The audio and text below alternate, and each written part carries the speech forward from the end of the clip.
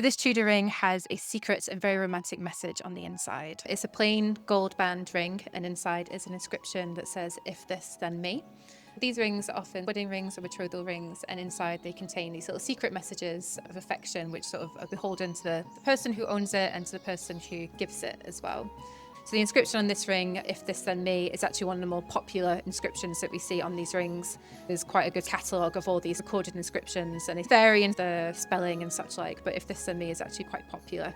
So I imagine this ring could potentially have been an off-the-shelf purchase, as it were, so already inscribed, already ready to go.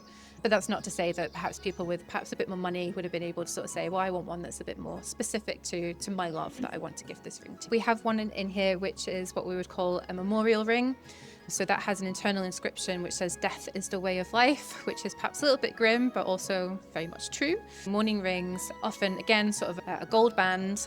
Sometimes the exterior will have a bit of a sort of black enameling, and sometimes they might have a white enameled skull on the face as well. Sometimes these will have very specific inscriptions. So this one, "Death is the way of life," is quite generalized, but sometimes they would also have a date on them. And the ones that have a date on them, we think, were actually given out by the family of the deceased to the people who attended the funeral, as a way for those people to remember that person who was presumably a loved one that they'd recently lost. So we do get rings that are given for love and affection, and many rings which are given for memorial and for the death as well.